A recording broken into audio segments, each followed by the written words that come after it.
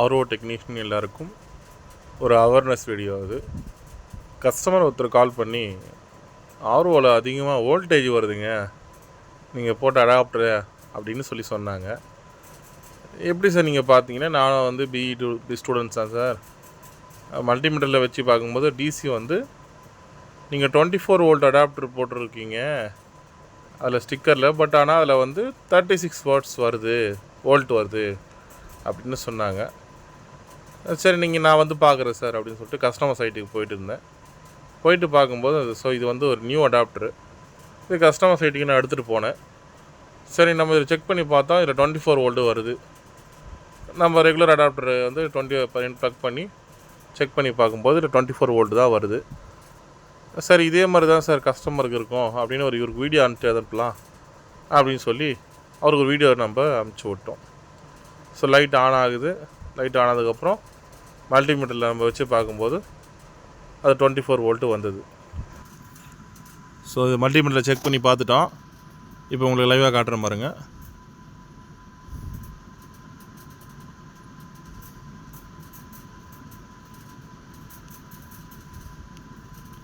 So 23.7 almost 24 volt வந்துருச்சு நமக்கு.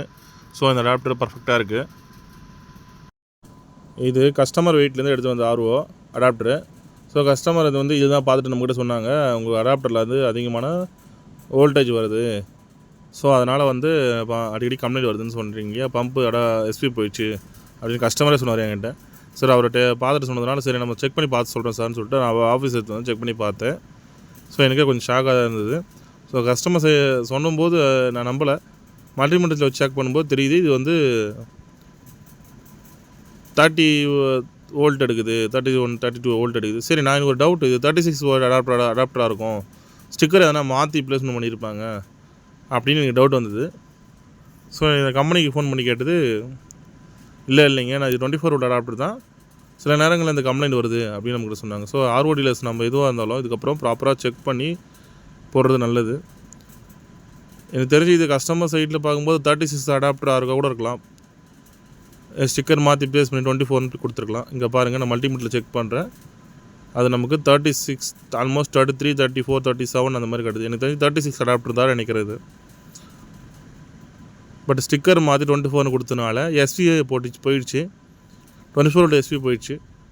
அதே போல் மோட்ரு பார்த்தீங்கன்னா என்ன கம்ப்ளைண்ட் பார்த்தீங்கன்னா, மோட்ரு அதிகமாக சவுண்டு வர மாதிரி இருக்குது, ஹெவி ப்ரெஷர் ரன் ஆச்சு. நம்ம ஆர்ஓ டீலர்ஸ் எல்லோரும் ஒன்ஸ் ஒரு டைம் செக் பண்ணி பார்த்துட்டு போகிறது நல்லது.